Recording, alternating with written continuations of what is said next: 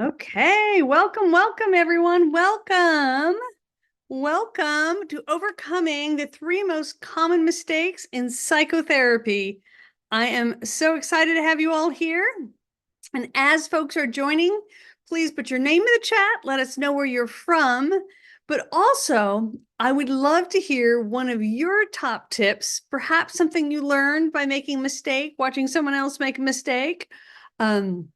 But what are some of your hard-won advice and wisdom from practicing, whether you've been practicing for a month or for 30 years? I would just love for you to share some of your top hard-won wisdom, in doing this work, because it's certainly there's a lot to learn, and there's a lot to learn, and the truth is often we do that through our mistakes. I would love to hear from you on that. Got Carol from Woodland Hills just down the street, enjoying the storm with me. Hope you're staying safe and dry. Cambridge, Massachusetts. California, Fraser Park. You got the mountain. You might be snowing where you're at, which we don't get a lot of here. Silver Spring, Maryland, LA, Louisiana, Edmonton, Canada, Sacramento, LA, Springfield, Baltimore, Fort Leonard Wood in Missouri. I hope MO is Missouri. Did I get that right? You'll let me know if I got it wrong. Illinois, Ottawa. Awesome. I was in Kingston just a week ago doing my TED Talk. Jen from Northridge. Woohoo! Wonder if you go to CSUN. Okay, Kelsey from Denver. Her top tip was attending to a client's culture. Absolutely. And it is, no matter how many workshops you go to, books you read, there's always more to learn, and never assume. Illinois, Jess is joining us here. Awesome. Welcome. Australia, Hi, Gary. Gary is from Tasmania. He actually just took the Therapy That Works Unifying Framework. Tasmania, Australia. So it must be very early in the morning, I believe, there. Tomorrow morning, I believe. Mission, Texas. Hi, Jeff. Good to see you here. Georgia, Sherman Oaks, Louisiana, Texas again, Canada. Oopsie, whoa, Atlanta. Baltimore, Knoxville, Tennessee, Nashville, Tennessee. Did you guys realize you did that right in order? Pretty cool. Indiana, Bloomfield. A lot of folks here from Atlanta, New Jersey, Inland Empire, Rancho Cucamonga. I think you guys are near each other. Jigbo is saying she's up in the mountains. It's snowing and raining simultaneously. Sounds lovely. Glad you're inside watching a webinar rather than driving in it. Jen is a CSUN grad. Congrats. Dallas, Texas, Mexico. I love it. Maine, LA. 11 a.m. Monday morning in Tasmania. Good morning, Gary. Arizona, New Jersey, Arizona. We got folks from all over here. Marianne from Ontario, Vancouver, Washington, though. Florida, awesome. Any other tips you got? Any other tips or hard-won wisdom you want to share? We got Claw from Manila in the Philippines, lovely. Florida, any other hard-won wisdom? Bay Area, I think you're getting the other end of this storm. I do think it's one of the largest storms I've ever seen in the history of California in the years I've been here. Gary, his tip is to not get sucked into providing advice when the client goes into an area of personal expertise. Absolutely. And it can be so tempting, can't it? Love it. Any other tips or hard-won wisdom you've had? Potentially from making a mistake, almost making a mistake? Oh, Marianne, I love this one. Don't work harder than your client. Oh my God. That probably took me 5 years to a decade to get over. Oh God, so easy to do. Another one, don't work harder than clients. Boy, you guys were typing that at the same time. Yep, it can certainly be a tough lesson to learn, I think. Love it. Awesome. Boundaries, absolutely. And it's always hard to know exactly where to put those boundaries or how to, and often we learn over the years through mistake to do that or not. Libby is saying respect time. Oh my gosh, yes, the 50 minutes. I am just full disclosure, I am the queen of the 55-minute session. By the time you wrap them up, check when you're going to meet again, make sure you got the, payment squared away. It is hard for me to be done in less than 55 minutes, but I have learned, if, especially when you go back to back to back with Zoom, man, you got to have a bathroom break in there. So yes, love it, love it. Oh, Anna, make sure you have the office door key before taking your client for a walking session. Oh my God. Well, there was actually a day on a Friday afternoon where I locked up the whole office. I was the last one there, and I locked my purse with my car key and my phone in the office. I had to find someone in the cleaning crew borrowed a phone. I had to memorize the phone, think of whose phone numbers I had memorized. That was awful. Awful, awful. Yes, always have your keys with you. Try to have a spare in the car.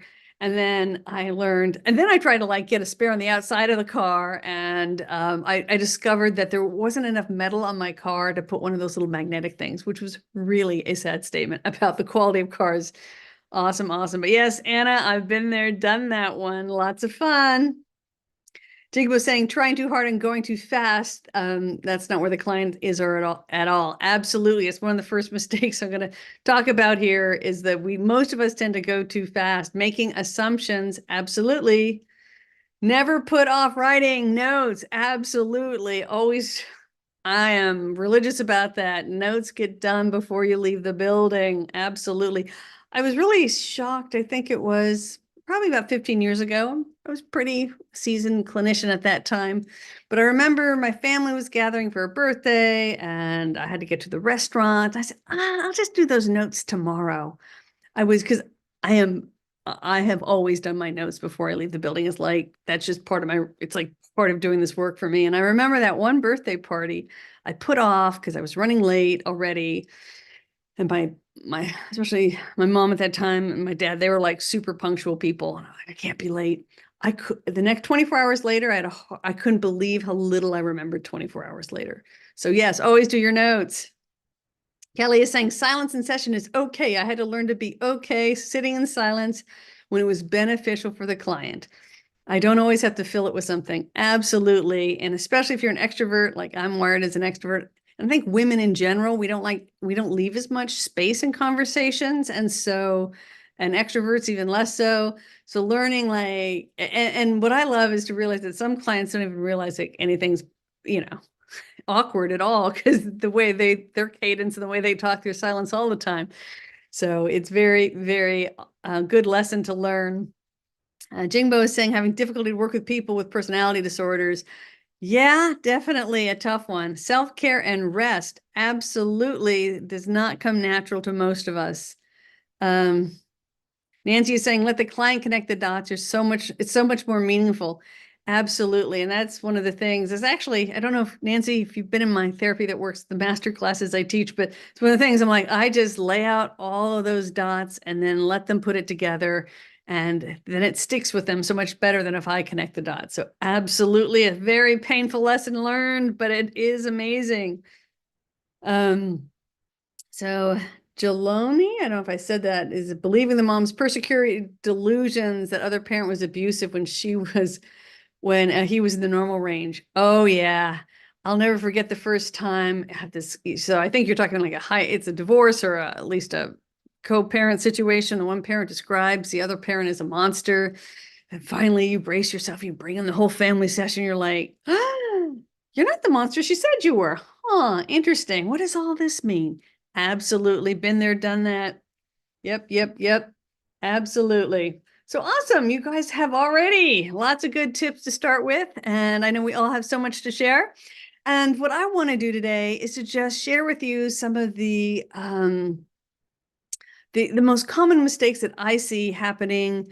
And I have really focused the last 4 years of my career is developing this unifying framework and training lots of people from around the world. I see some of them are here today.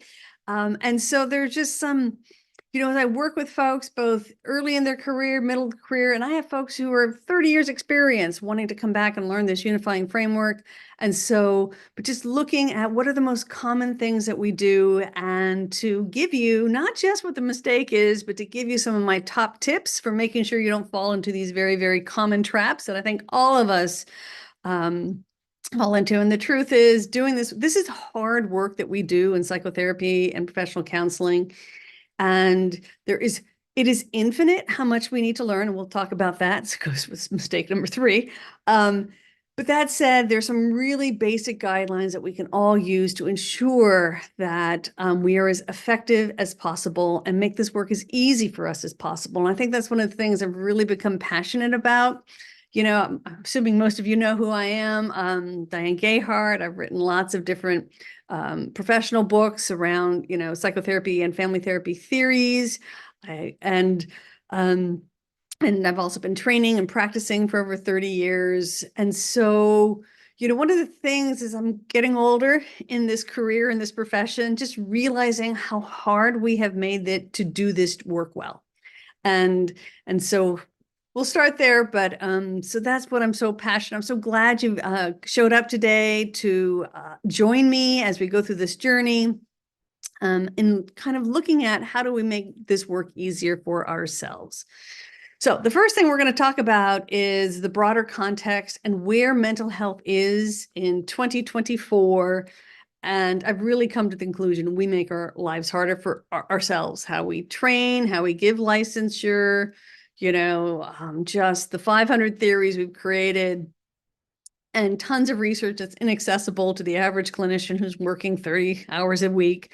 So how do we make this work easier? And then looking at some of the most common mistakes, and we'll look at those issues related to therapeutic relationship, related to assessing progress and outcome, where I fully put most of that blame on insurance companies for pointing us all in the wrong direction. And then finally, integrating research and evidence, and just looking at how we are just in the rudimentary stages of a medical professionals in terms of getting the research out to practitioners. Physical medicine does this 10 times better. They have so many more resources than we do, yet we are still held to the standard that we are all evidence informed in what we do. And that is so hard to do in this profession. So we'll talk about how you can, little simple ways, because I know you're all probably working, 50 hours a week to see those 30 clients because of all the crazy paperwork. So we'll get to that all and give you ideas on how to really make your job easier and avoid some of these really common mistakes. And then finally, just looking at, what are some of the habits that highly effective clinicians cultivate, and so that you can kind of do little things. I try not to make anything too big. When I set goals, I like to look at 1 to 5 minutes today to kind of get momentum moving in the right direction. So little things that you can do on a daily basis, because I know we're all way too busy, to make doing this work easier for you. Okay. Awesome. Okay, there may be your internet. I know Jingbo happens to be in Southern California, and I'm thinking with all this rain, a lot of times I have a backup battery for the actual Wi-Fi in this house, so I hope Verizon doesn't lose it. But yeah, there's probably a less than reliable internet for those of us, I think, from Northern to Southern California. It's a big storm we're all in. Okay. Awesome. I'm seeing a comment here, just interesting to observe the differences in cultural perspectives on therapy, especially with my Chinese clients not educated in America. So yeah, and so working with, cross-culturally and all the various phases of just immigration and and how each member in a couple or family can experience that differently. There really is a lot there. Obvious. I mean, awesome. So let's keep going. Okay, Adina just said, it just occurred to me, but a question I have is how we incorporate evidence-based practices while sticking to a theory while not letting the two contradict our treatment or lose focus. Absolutely. And I'll just say this, Adina, because we will talk some about, how do we integrate research and such. And it's a mess. It's a total mess because this is why I think the field is going to have to move towards, what are called unifying frameworks that are going to synthesize all the theories and the research and how those pieces can work together. And, we've siloed everyone, and we'll talk about the sibling rivalry in our field. And it's created, it's good to have some of this theoretical purity, but for the average person practicing day to day, working with clients, it really creates a lot of unnecessary stress and questions and second guessing that I think it makes it much harder for us to be really great providers of care to our clients. Great question. I love it. Good point. Oh. And then I will also talk just an invitation to learn more. If you want to learn more with me, I'll share some of the ways to do that at the end of the hour. In terms of objectives, we're going to help you be able to identify and avoid the more common clinical mistakes that I have noticed as a trainer in the field. And specifically, we will look and talk about how empathy is necessary but not sufficient. We will look at how to track change meaningfully, and how insurance has really got us focusing on the wrong thing as mental health providers to really know whether or not our clients are progressing. And then looking at how do we become more evidence informed, not necessarily evidence based, which is where you're using more of a manualized practice, but how do we use the research that exists, and how do we reasonably do that in a field that doesn't have the number of resources that other professions do? Okay. And so just so you know, you will get your CEs at the end of this course by logging in to Therapy That Works Institute/login. You should find this course. There's a woman with a sledgehammer busting some myths. That's the metaphor. There is a very short quiz on the content to make sure you actually paid attention and listened to it and you learned something. And then there's a course evaluation. And once you make sure you submit both of those, you have to submit the first one to unlock the second one. And then after you complete and submit your course evaluation, you get an email that will maybe appear in your inbox, but it might just go to your junk mail, spam, or other folder because it's auto-generated. So look there, but usually it should be there within 5 minutes if you did it correctly. Okay, awesome. So let's look at our current practice context. So we have over 500 different psychotherapy and counseling theories right now. And for any of you who have been through grad school or studied on licensing exams in the last 5-10 years, you can rightfully attest this is like a few too many theories. And most licensing exams, from counseling to MFT to psychology and social work, have 16 to 20 different types of therapy approaches. Most of us are trained in one or two, and we're trying to cram all of these into our head. I run a license exam prep course for marriage family therapists, Laugh Your Way to Licensure. And, my students will come back, they're like, oh my God, like half of my study time went to like cramming these 20 theories into my brain. But the tests, appeared to just have 5 or 6. And that's like true. And we know that you're using 1 or 2. And so it has become so stressful, especially for students trying to memorize all these theories. And I don't think it's helping everyone. I don't think it helps us to have these 500 to force people to try to memorize 20 and, maybe question them on 5 to 6. It's really added a lot of stress and barriers to entering this field. Then we have evidence-based treatments, and these are typically defined as manualized treatments, so very kind of scripted and research-based for a specific problem or population. So, but most of these are totally inaccessible to the average practicing clinician unless you were at usually a government or very large organization that has paid $20, $40, $60, $100,000 to contract with a training organization that will train 20 or 30, 50 clinicians at a time. It's the way they do it.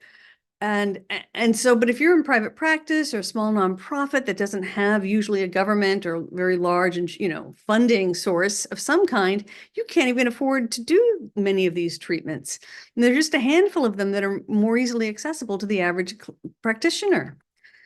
Then we have the research in the field, which are held in databases such as PsycInfo, that I'm discovering that most practicing mental health clinicians can't even access as alumni. Even if they pay their alumni fees, they can't always get onto these databases, which really makes it hard to stay evidence informed. And we'll talk about evidence informed means you're just reading research and seeing how it applies to your own clients. And so not having access, where I learned I was once invited by Scientific America to help them with their database for psychiatrists.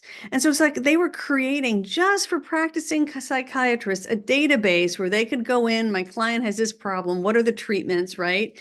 And I wrote up a 20-page article with about 20 different tables that summarizes when a psychiatrist should be referring for family therapy. How does it compare to a medication? What are the side effects? That was fun writing that one, side effects of, but we have nothing like that in mental health, nothing. And I think it's because our budgets are also small, but we have nothing comparable what physicians and other medical professionals have to support them who are practicing every day, yet we still have the same ethical imperative to be evidence informed. And so it's a huge, huge problem in our field. And the original theoretical literature of the field, that was most of it written back in the 60s and 70s, of course, there is some older stuff, even earlier than that in the 20th century, is less and less accessible to the average student. There's fewer and fewer students have read any of the original resource because there's just too much. I mean, just getting through your readings for grad school. And so less and less is the original resources of the field accessible. And then finally, I think what annoys me the most is the sibling rivalry we see so much of in mental health, where we have different disciplines, counselors and social workers and family therapists, psychiatrists and psychologists, kind of insulting each other and fighting amongst ourselves, right? And then similarly, even within our own each field, like even if you go to a conference with everyone who went to the same, got the same license as you are, we are all still fighting with each other, this psychodynamic versus humanistic versus CBT versus the evidence-based treatments versus postmodern versus, trauma informed, and everyone thinks they have the one right answer and we insult each other.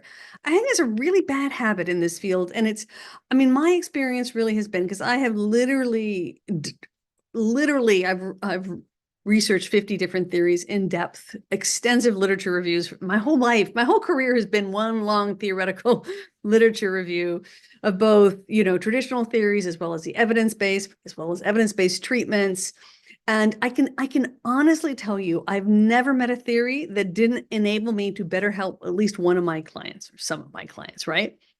And so, I think shifting our mindset in terms of which theory is better or superior, I'm like, my thought is, how many of these can you get good at using, right? Like, instead of seeing them as enemies, that we need them all. They all have bits of wisdom. So if you've read any of my textbooks, there's usually a section where I call it the juice, the least you need to know. And what that means is, that's in a nutshell, it's the least you need to know.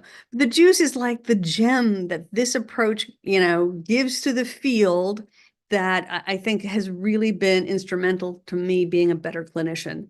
So, but this sibling rivalry also divides our knowledge rather than amplifies it.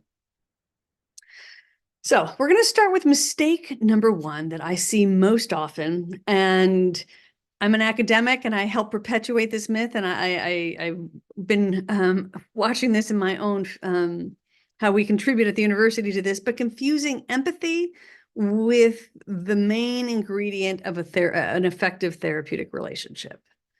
And I'm a huge fan of Carl Rogers, and I think most people don't understand what Carl Rogers wrote.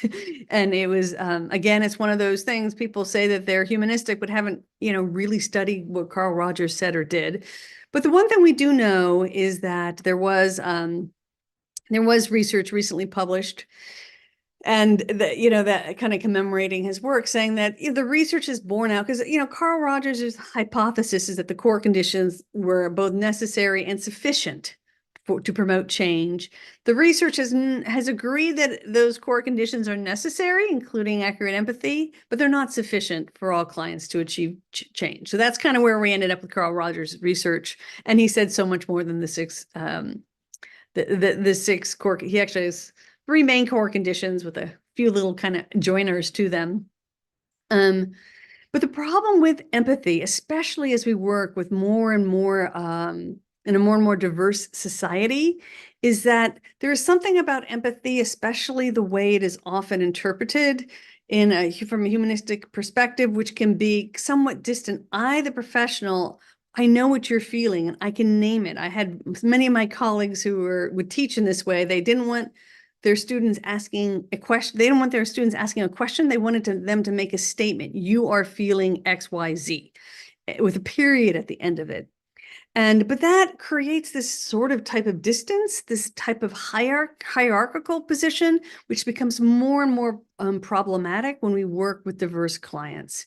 And there's a distance there that can actually add to that sense of loneliness. And so what we're learning now is that we want to create relationships where we're more side by side with our clients, as some of you were noticing in some of the tips that you shared, that, yes, empathy, I think, is absolutely necessary. And I think it should be in the first semester of every single graduate program in mental health. But it is like training wheels that we need to make sure you're able to kind of have a clue what the other person is feeling. It's the training wheels. But in some ways, those training wheels, I think, come off, and that we find more organic and natural and respectful ways that aren't telling people that we know what they feel. We need to find ways that are much more, I think, supportive.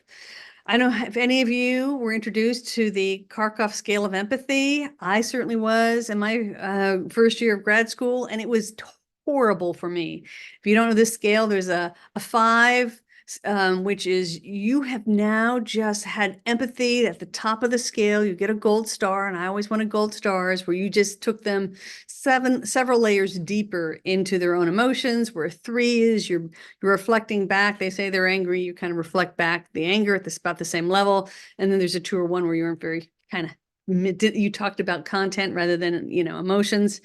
But that scale, I find, is very problematic. And it took me a year or two of having to stop being competitive to let go of that, because trying to scale this empathy gets us in the wrong, I think, headspace for really understanding our clients.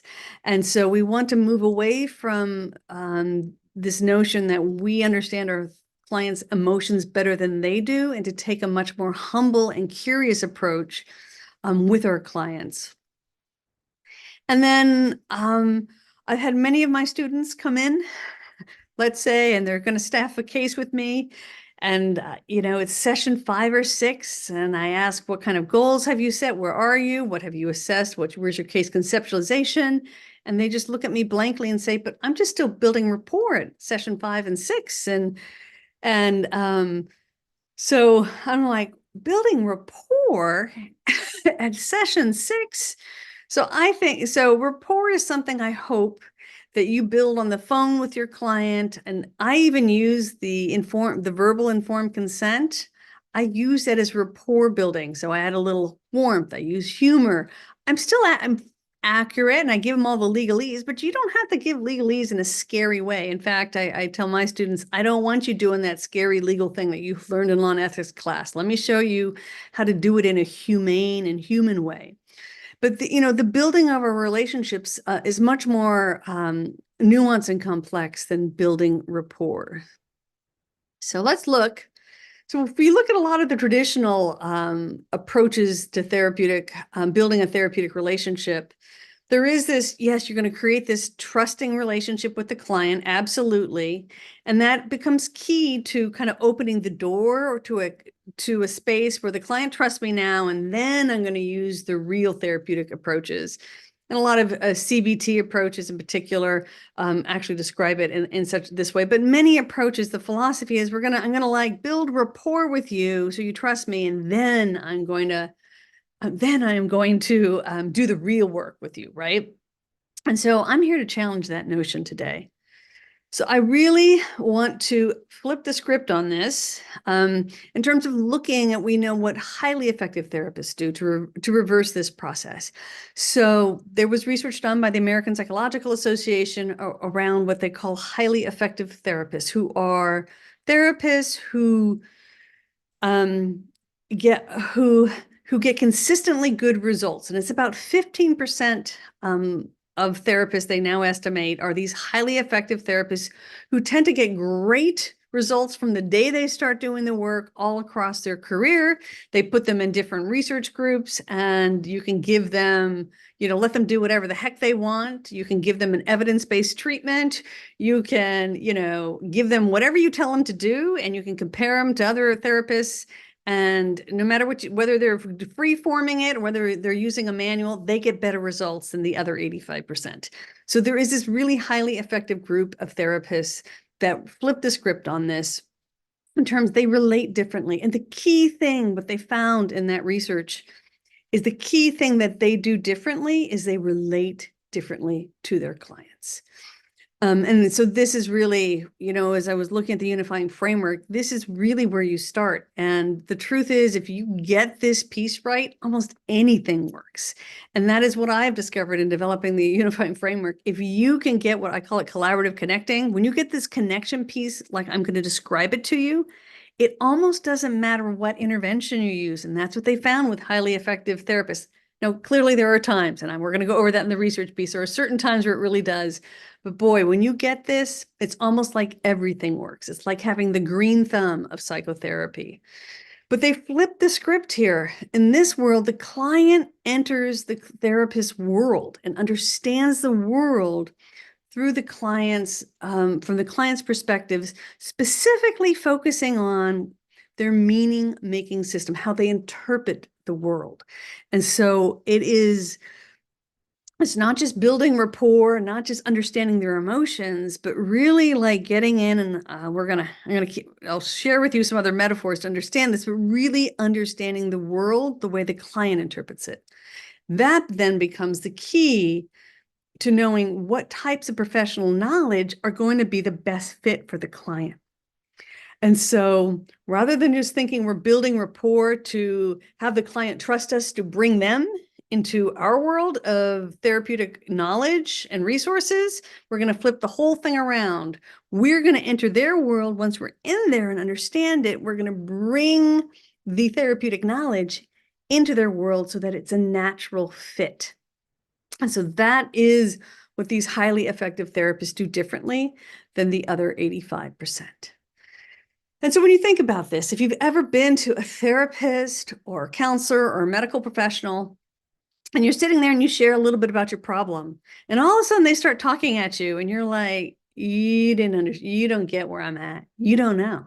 You're talking before you know. I think all of us have had that experience.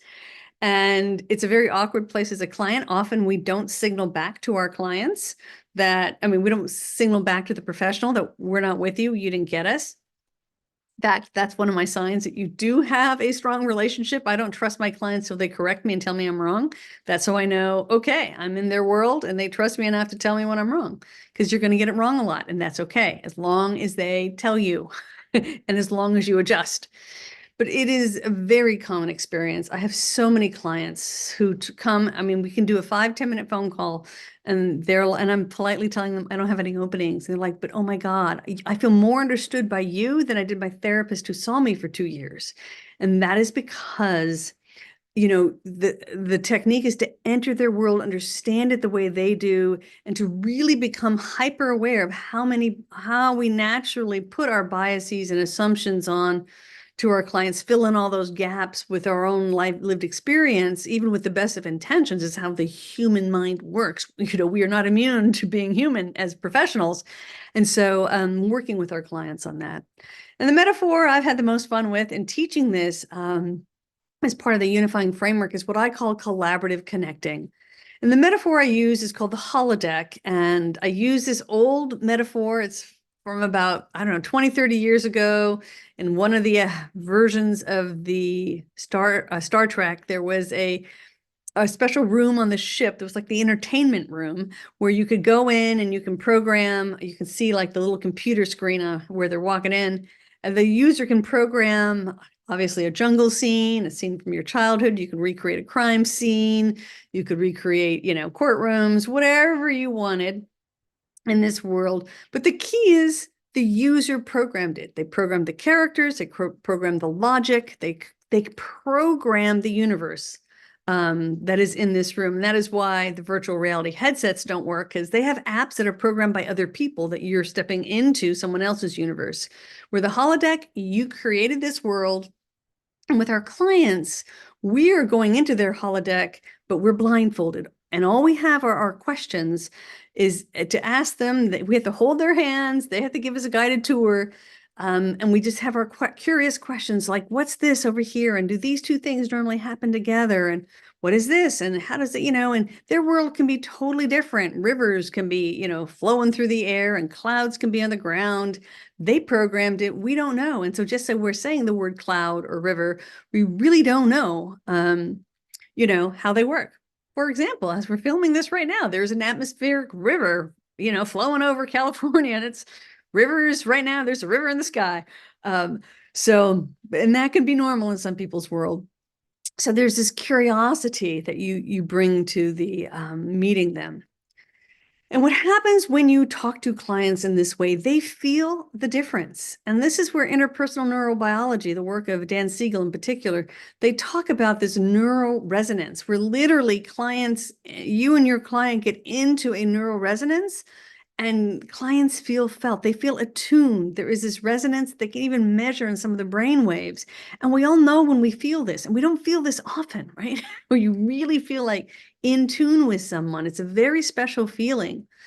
And so I have a lot of my clients who just keep coming back even once a month when things are better, just to like as a touchstone, because it's so rare that you have the experience of this type of conversation.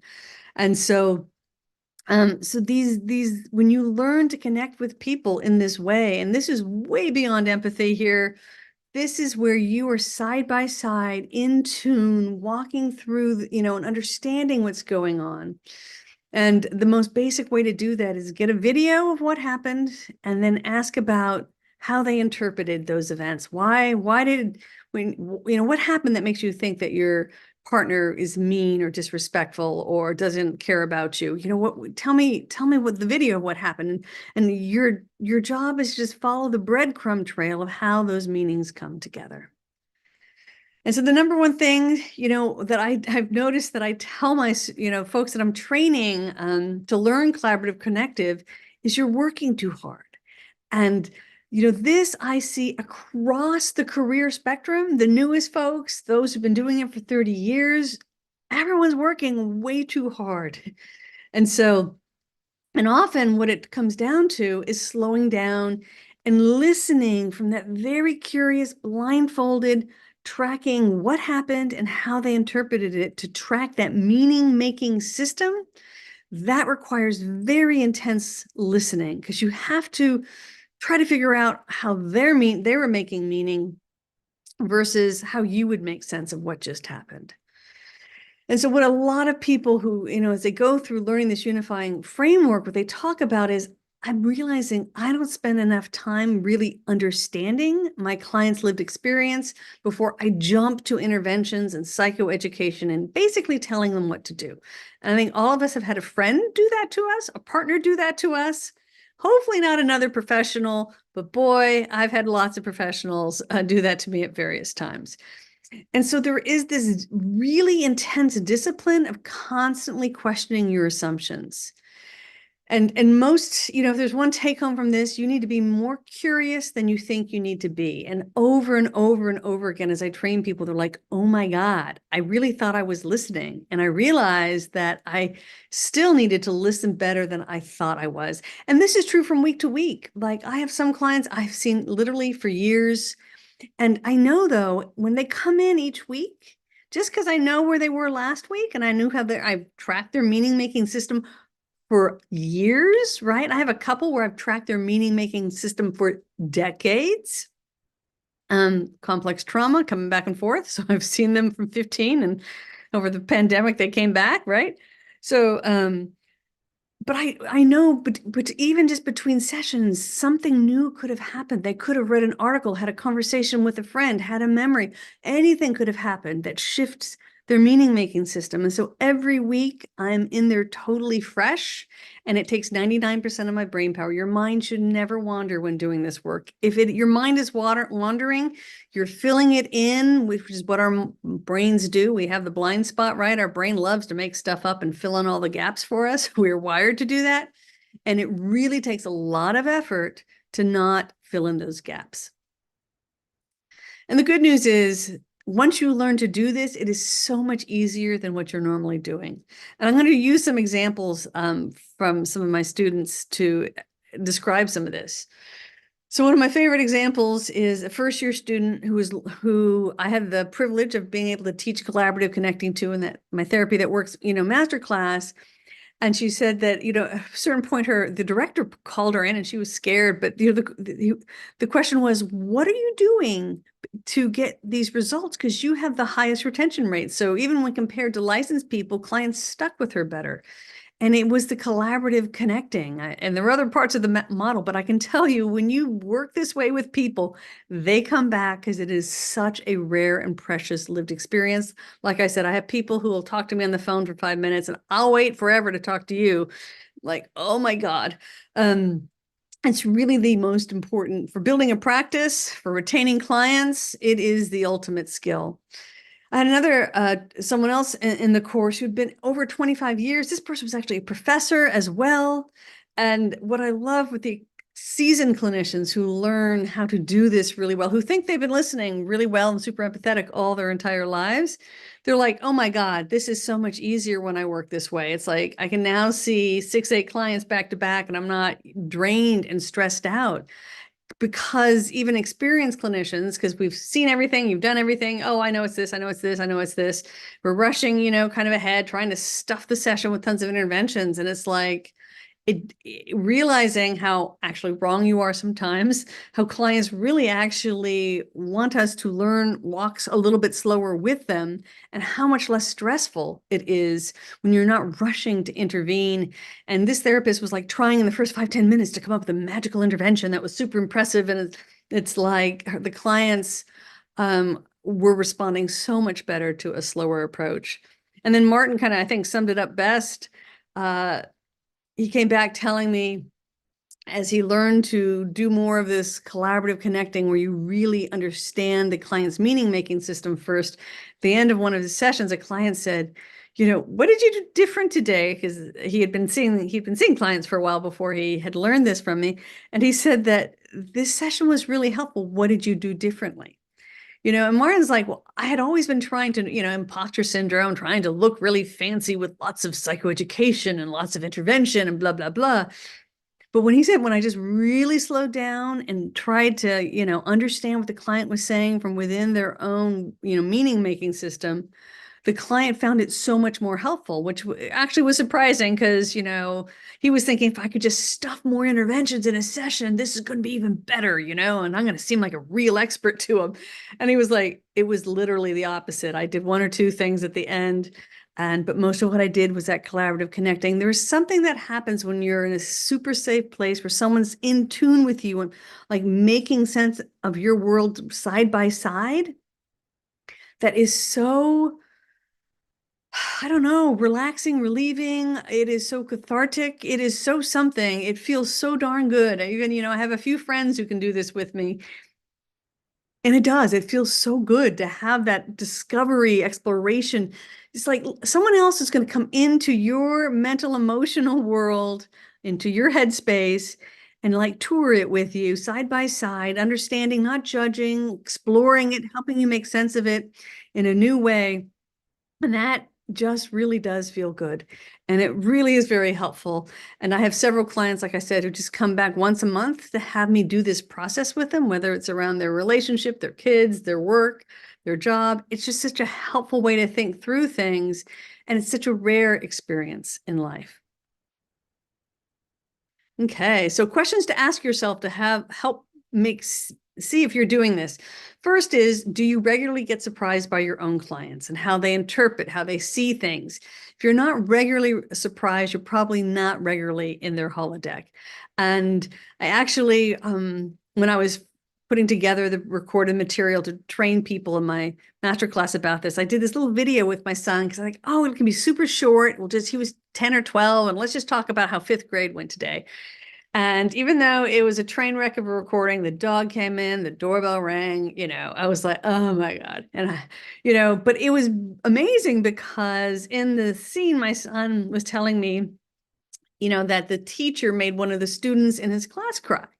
And of course, I assumed, and I thought I knew my son so well, I assumed that made him kind of scared, not want to say anything, And the reason I keep this embarrassing video in my course is because he just looked at me as, so I asked, so when the teacher yelled at her, how did that make you, what were you thinking and feeling when that happened? He goes, oh, I just got really mad and thought the teacher was, just ridiculous. And it really made me, and I'm like, you weren't scared? Nope, just made me mad. I'm like, I thought I knew my son. And just like everyone else who has someone really listen to that level, which I thought I was doing better as a mother. So I was surprised by my own son, got the feedback at the end of the conversation. He was like, Mom, that conversation was really helpful. We should have more conversations like that again. I'm like, oh my God. So you should be regularly humbled, both by your kids and your clients. And the one thing that's really beautiful about this is that you'll notice that as you slowly tour someone's world and interpretation, meaning-making system, often solutions and insights just kind of tumble out of the conversation. And about 80% of the time, what needs to be done next is usually like it falls in your lap, okay? So that's typically my experience is I'm really attuned to my client, trying to understand what happened from their perspective, every thought, emotion, assumptions, social discourse that's affecting them. How did it all come together in their mind? And as I do that, because none of us think that deeply about our own minds and our own reactions to life that are happening constantly, what needs to be done usually falls out. Some of the time it doesn't. And so I definitely draw on a lot of structured interventions, but most of the time it tumbles out. And so asking yourself, are you really trying to understand the situation from the client's unique perspective before applying a theoretical framework? So really moving slow and questioning, do I really get what they're saying before I'm like, I think this, piece of theoretical knowledge or research is relevant to you, to ask yourself that question. Okay. Common mistake number 2, confusing lack of symptoms with progress. And this one I'm putting squarely on the shoulders of insurance companies where they got it wrong. They came to the conclusion that improvement in mental health equals lack of symptoms, and that does not work. It works in physical medicine, right? Whether you've got a virus, cancer, a broken bone, right? Lack of symptoms is almost, closely correlated to the situation getting better. But that is not the case in mental health. You can win the lottery. You can partner goes on vacation and leaves you, you get a week alone. That can help some people. You can fall in love. That can make your symptoms go away. You can have a rainy day at home and that can make things better, right? There's so many things that make anxiety, depression, relationship conflict better without you doing anything differently. So, unfortunately, insurance companies just wanted one simple system for all their, health professions. And you know what? I play the game. I still track all this stuff, the frequency, duration, severity of symptoms, but it is so not useful to us. So I'm going to fill out those forms for insurance because I got to, but it is not useful for mental health because there's so many reasons. What we need to keep our focus on is what clients are proactively choosing to do different in a stressful situation that normally triggers their symptoms, and that they're doing something different consciously and consistently in response to stressful situations. So, the reduction of frequency, duration, and severity does not equal progress in mental health. That is the myth insurance has given us, and we have to document it for, I document it for insurance purposes. If you've taken my 2-minute treatment planning class, I teach you how to do it really in 2 minutes or less, but it does not, is not what we need to focus on. And so we're really looking at how the client responds to the stressor or trigger, and how they consciously respond and do something different rather than doing what the symptom is. And that is what's going to tell you whether or not real clinical progress is being made. So what you're looking for is, when faced with a stressful, triggering situation, is the client taking proactive steps to reduce their symptoms? So this also doesn't mean, let's say that there's a person who triggers stress in them in their life. This does not mean you're cutting them off and not talking to them, and therefore they have less stress or symptoms. Chances are, as if you live long enough, you'll know if you had a really annoying parent, you're going to meet about 10 other people in your life. Usually several of them will be your bosses and or partners, right? Who does the same darn annoying thing. It is your job to figure out how to respond differently to various things that might be quote unquote triggering. Now, this does not mean that you put yourself in abusive situations, It does not mean I normally don't rush people into cutting off family relatives. There certainly are situations where it's so destructive it does not make sense. But all things considered, especially with stressful bosses and coworkers, most time, there's a certain amount of learning how to work with difficult personalities that goes along with functioning in civil society. So you cannot avoid 10 to 20% of the people have personality disorders. So you can't avoid them all. So learning how to handle those situations more effectively is critical. Doesn't mean you keep yourself in horrifically abusive situations, but building up skills in that area is always important, because there's so many different ways that we can all get triggered. So how do you avoid this mistake? So the key is to really track how the client is responding to a stressor, and really what the client did proactively different. Now, I certainly listen for the external factors, weather, partner's good mood, financial windfall, falling in love, whatever it is that makes them feel better. I'm certainly curious about that. And are there other ways we can leverage that? But the most important thing I look for is, are they doing something different in the face of stress? And that's how I know that we are making real progress that is going to be sustained. So that is the focus there. And then finally, looking at mistake number 3 is using theory without evidence. And yes, many of us were trained to do this in grad school. However, we, even those of us who were trained, 30 years ago, where there wasn't a lot of practical research to guide what we did in session, that has changed. And it generally is now considered unethical to be practicing without at least having a general sense of what the research says works for the type of client issues your clients are bringing to you. And so this is what we call evidence-informed, which is different than being evidence-based. Because an evidence-based treatment, specifically an EBT, is a manualized form of treatment for a single population, where evidence-informed just means that you are using all of the entire research base to help your clients.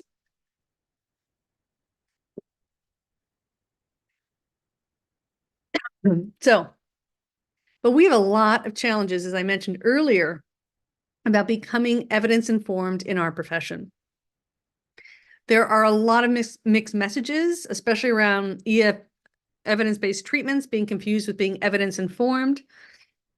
Evidence-informed is the ethical mandate. We need to know the research that relates to our clients' problems. That doesn't mean you have to use an evidence-based treatment. That is a very specific form of using evidence. And then we have a lot of sibling rivalries between traditional and evidence-based approaches, which really aren't warranted, because every evidence-based treatment I've ever studied, basically is an integrative model of several different, it's a very systematic way of putting together existing theories, researching it, making sure it works for this specific population. But, you look at something like emotionally focused couples therapy, right? It's got very systemic. It uses attachment theory. It uses enactments from structural family therapy, uses a lot of humanistic types of interventions, okay? So it's taken really familiar pieces, putting them together in a very specific, manualized way. And I think one of the things that frustrates me the most is the lack of the user-friendly resources. Like I said at the beginning, there's no comparable database or reference book, right, that the physicians have to help them be evidence-informed, yet we have the same mandate to be evidence-informed. And I was very surprised to learn how a lot of my folks in my classes, after they leave grad school, have trouble having access to PsycInfo, which is the world's largest database. And the Google Scholar, it's gotten better over the years, but it certainly is limited. So it makes it really hard. And then there's a lack of awareness. I've met many people gone through graduate programs recently and still leave without really understanding what evidence informed is, what the evidence base is for the type of populations they work with. And there can be really different attitudes at different sites. And, I've heard some people say things like, if you're not doing an EBT, that's not ethical, which is not the case, but you do need to know this evidence informed. And, then you have people who are more traditionally trained looking down at all the evidence-based treatments. And so that type of sibling rivalry, as I like to call it, I think is really damaging for us and to enable us to do our best. So let's look at some things that you can do or small steps you can take. So knowing what the research says about treatments that work best for your clients. And so if you have access related to PsycInfo, like as many alumni associations at larger universities will grant you that access. You have to pay to be the alumni though. Google Scholar, like I said, has some better resources available. But you want to understand the basic research findings. And I mean, this is a segment I do in my master class that goes on for several hours, but I'm going to hit some of the high notes for you here, okay? So just so you know, the general forms of depression, anxiety, and adjustment disorders, generally most theoretical approaches work pretty well with them. However, there are exceptions, such as depression when it's related to relationship issues. So if there is relational conflict causing your depression or anxiety, you need couples therapy and doing individual therapy with a client in that situation. They know there's research that shows that medication is not helpful and individual treatment is rarely helpful. But if you do it, you have to work from a systemic lens because ultimately you're treating a systemic problem. And there is research to show that you can actually cause a divorce by not working systemically with someone who's coming in and complaining about their partner. So you need to be very, careful about certain forms of depression. So obviously for trauma-informed approaches, using trauma-informed approach, which often is, starts with stabilizing, increasing coping skills before you move into processing the trauma memories, which can destabilize them. So hopefully most people listening have had trained in that so far. But then there's certain other disorders with OCD and phobias, psychosis, substance abuse, that the research is very clear. Very few things work for OCD. 95% of people need, exposure therapy with response prevention to effectively treat OCD. And yet there are millions of clinicians out there who will try to use cognitive interventions to treat OCD, which when I was trained was allowable. We didn't know better, but we do know better now. And I have lots of clients who will call me and saying, you're the only professional I have found who seems to be aware of this. And I'm like, I know it is a problem in our field. So, when we talk about it being evidence informed, these are some of the key things you need to know. Another one is that most child and teen issues, really the evidence is crystal clear. You have to have the family involved. And we have this explosion of mental health in schools, which is great, but usually it's really hard to get the family involved. And depending on, especially when you look at conduct and ADHD and these sorts of issues, that having the family involved is critical. And not everyone even knows that. And even when you do know that, it's really hard to make it happen. Then also knowing like things for, teen interventions and adult interventions for things like eating disorder and substance abuse, very different evidence-based treatments, whether it's happening to you as an adolescent or as an adult. And again, this is real important to know if you're treating in these areas. So some strategies that you can use to become more evidence-informed: try to access PsycInfo or Google Scholar. It just takes, 5 minutes to just do a quick literature search on whatever your clients, bringing in. I love to subscribe to psychological news channels or magazines, and I actually read it. I use Apple News, and I can choose, psychological news.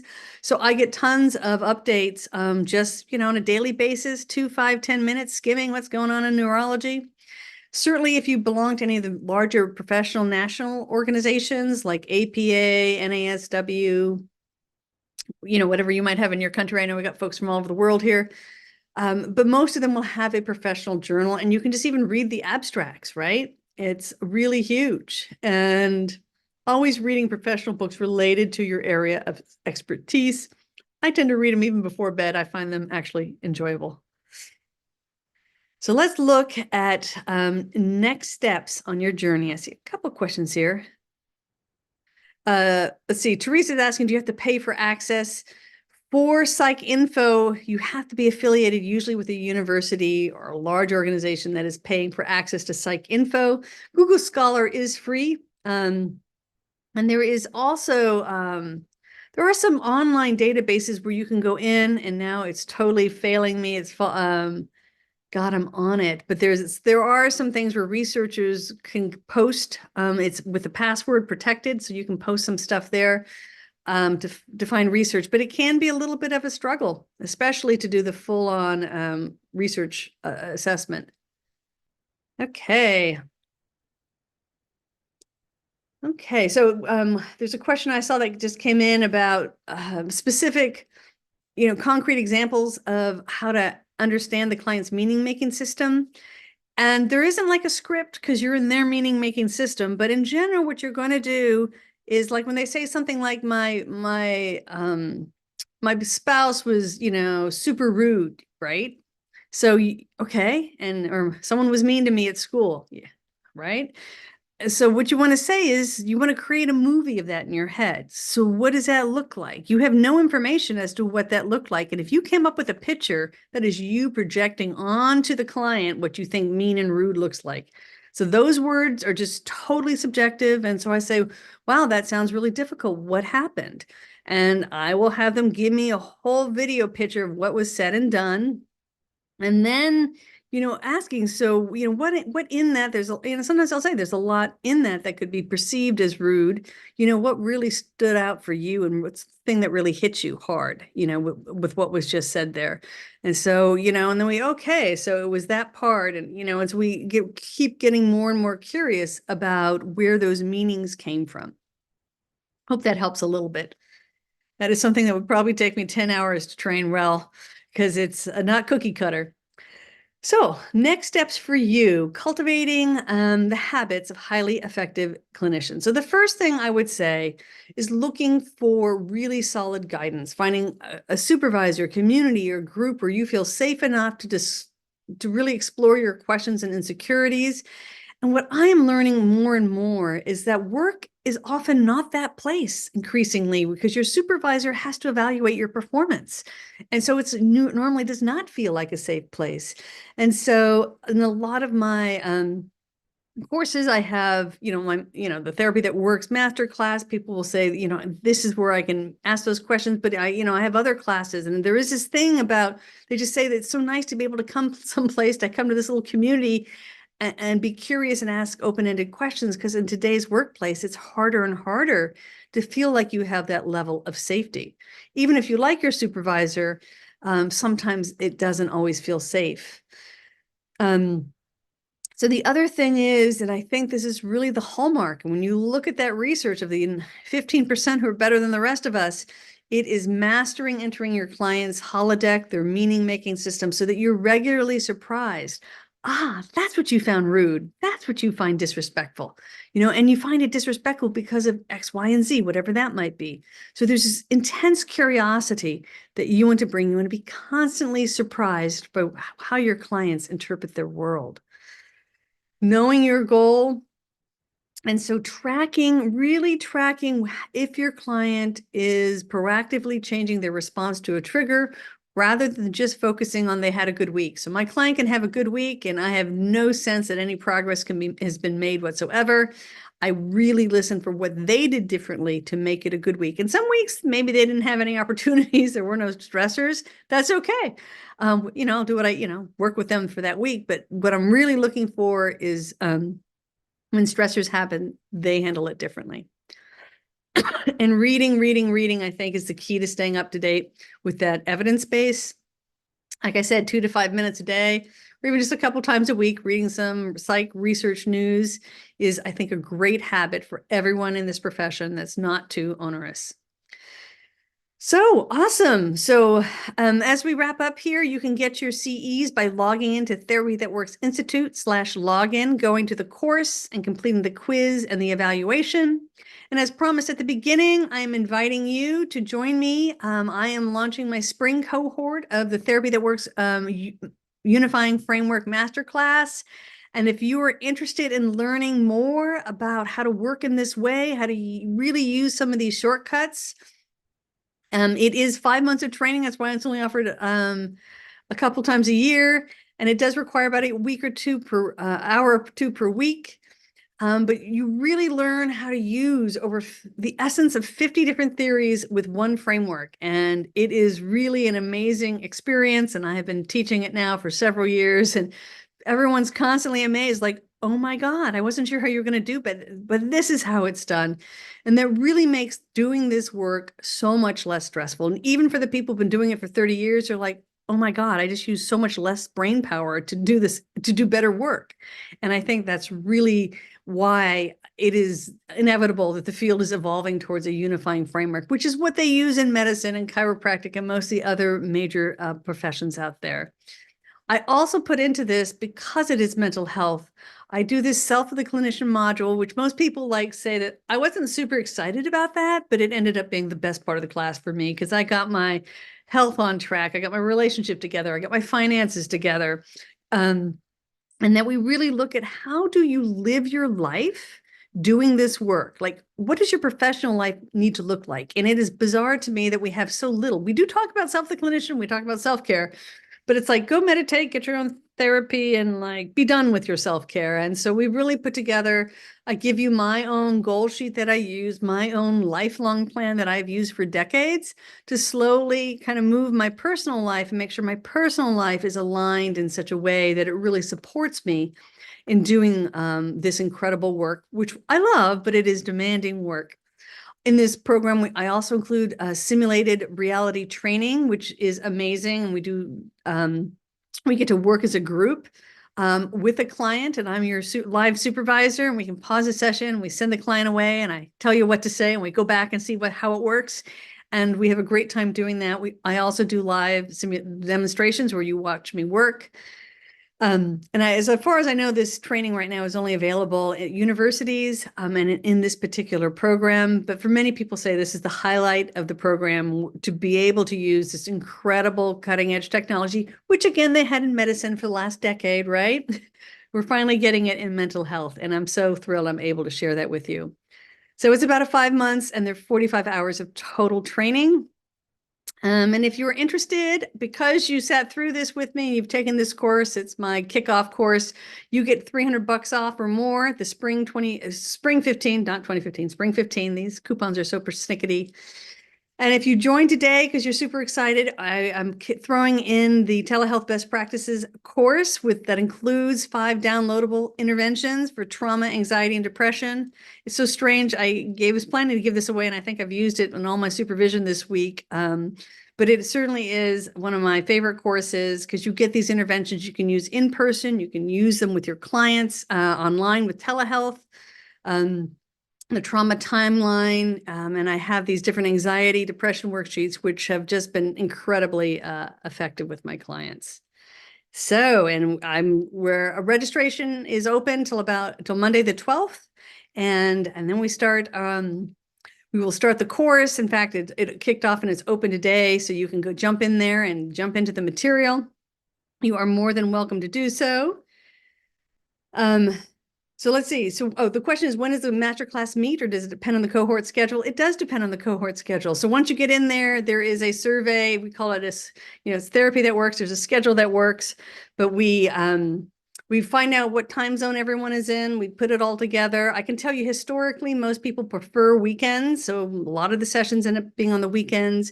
Many of the sessions, there will be 2 time options. So so that maximizes your chance to get them. The truth is, I can tell you, there are some people who will make, almost all the course at live sessions. The average person makes half of them. And there's usually about 20-25% who just prefer to just take it all at their own time. But you'll have lots of different options and, often double options to make it to the live sessions.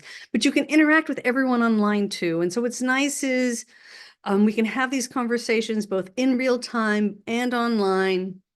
And so you get to know everyone regardless of how often you choose to show up. And we just let you take it at your own pace and whatever works for you. Okay.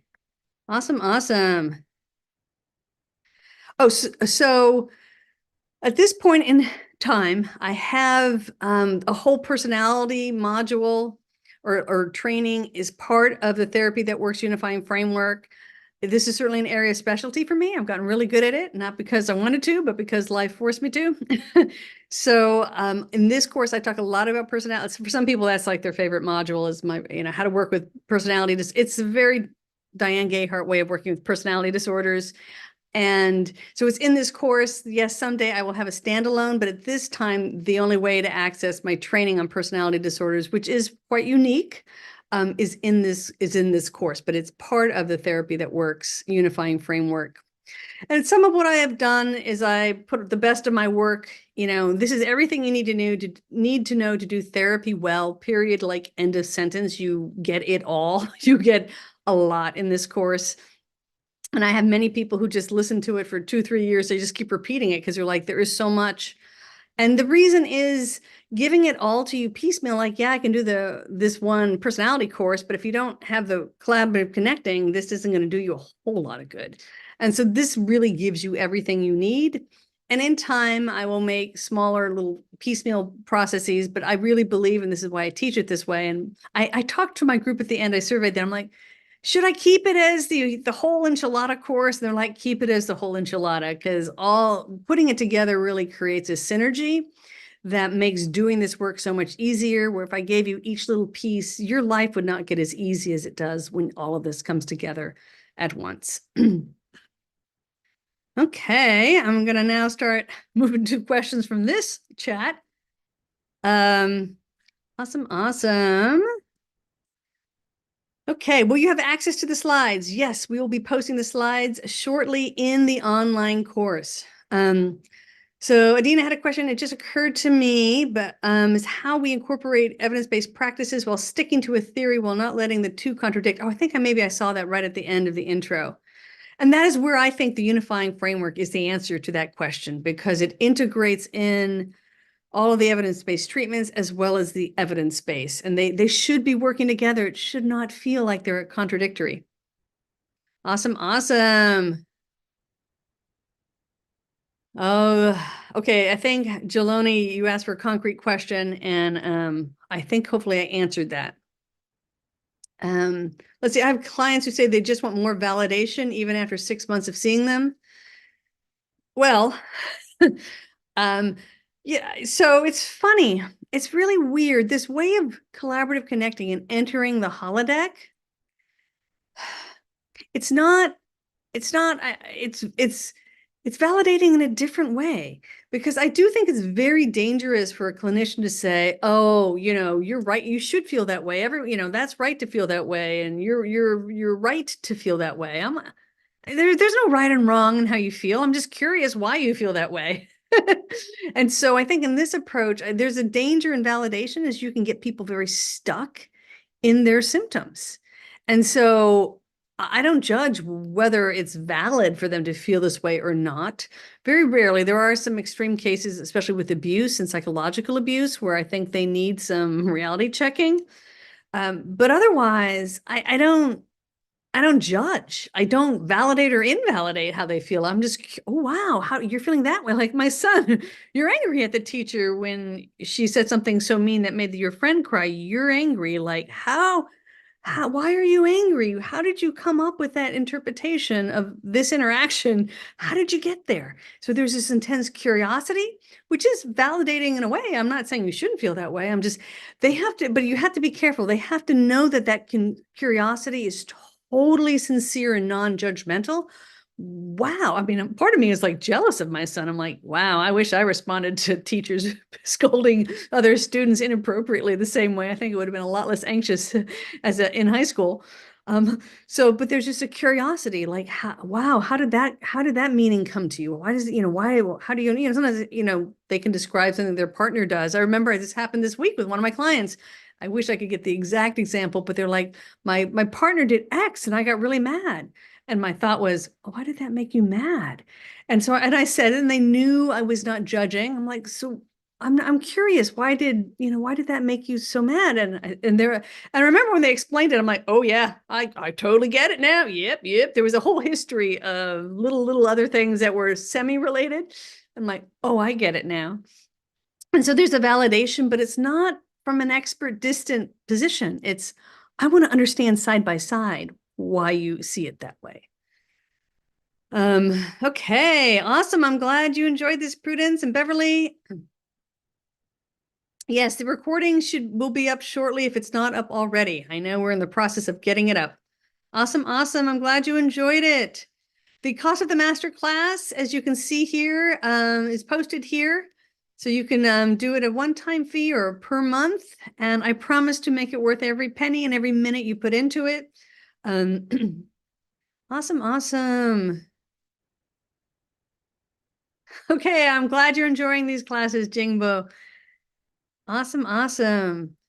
Yeah, so the personality disorder training is embedded in this. It's on my to-do list of courses to create. You should see my list of 50 courses I want to create. But I do have a lot to say. I do think that's an area that many mental health professionals we get wrong. And certainly, how the average person now talks about gaslighting and narcissism, it adds so much more confusion to the conversation. So it's important for us to know how to work with personality disorders.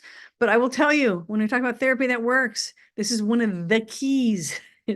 Is being able to accurately understand, to identify a personality disorder and know how to work with it is one of the keys to therapy that works. I promise you that is certainly important. Gary, thank you so much. Yes, Gary just finished or went through the level 1 training and got up at crazy hours in the morning sometimes from Australia. Hopefully some of the courses were on your time schedule. Yes, thank you. Awesome. Yes, some secret sauces. Yes, and I think I throw those personality disorders in there. Awesome. I'm so glad. So yes, the therapy that works is offered in the fall and in the spring. And so yes, right now the spring means it's going to start in February and go all the way through June. So very good. Awesome, everyone. Hello. Megan, thank you. For clinicians, connect with the client first and then co-create. Yep, that's a lot of what is going on. Absolutely. Let's see. The special rate for students is get the coupon. Thank you. And Marianne, yes, also has gone through the course, and I'm glad you really enjoyed the therapy that works. And she's a seasoned clinician, has been doing it for years. But I've had lots of folks find that regardless, it's a fascinating.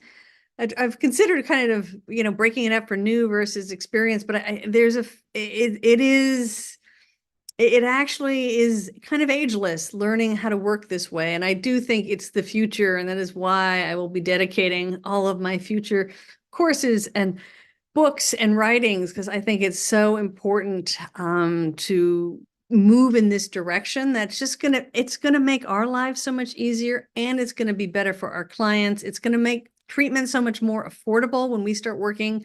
When there are more of us working in this way, like I said, most of my clients come at once a month, twice a month is really where I start my clients, because this works. And when you know what you're doing, you know how to assess quickly, you know how to enter their holodeck, you very quickly see progress, which it's great for us, especially the newer clinicians who come through the program.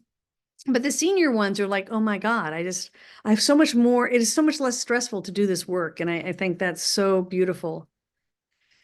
Arlene, the course is just opening today. And so, yeah, you have the first module, you have all of February to kind of move through. It's kind of like one module a month.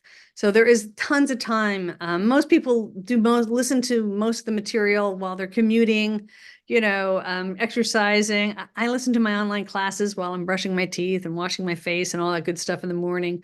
So getting the course content in for most people is, I used to teach it in a shorter time frame, but I kind of kept it at the 5 months. It seemed to be a sweet spot where you're staying connected, you're doing a little bit every week, and kind of moving through, but you're not feeling overwhelmed or, stressed too much. Awesome. Awesome. Thank you. Thank you. Oh, the 2024 reference is, and Gary, if you already, I know you're in a counseling program in Australia, and we have lots of folks from that counseling program or counseling programs in Australia in this course for some reason. But I will say the book that I'm citing, and the only place I've written up therapy that works so far, is in the Mastering Competencies in Family Therapy 4th edition. It's the 2024 edition that just came out. It's a textbook from Cengage. It is certainly on the pricier side. So hopefully in the next year, I'll do both a journal article, and eventually I am going to be doing a book that puts it all together. But the 2024 reference is Mastering Competencies 4th edition. Chapter 4 is where I have summarized this whole therapy that works approach that does cover the collaborative connecting specifically. So that is the good eye on the references. I love it. Love it. Love it. Okay. So thank you, everyone. Let me know if you have any other questions or comments. You can always contact me at friendlyhelp@dianegayhart.com. You can ask questions in the course. I will do my best to hop in there and answer them. But certainly if you're interested in the Therapy That Works unifying framework, certainly covers these 3 common mistakes plus a lot more. Feel free to reach out to me, and I hope you consider it. Awesome, awesome. Oh, John's on me in Kingston. Awesome. Awesome, awesome. That is so kind. So thank you, thank you. Awesome. Okay, everyone. So those of you, I know East Coast, you got your snowstorms last week. West Coast, we're getting our winter weather today. I just stay safe, stay dry wherever you are on the planet. So great to have someone from Kingston here. That's super exciting. And I hope at some point to see you soon. Be well and take care, everyone. Thank you. Thank you. Be well. Take care. Thank you. Thank you.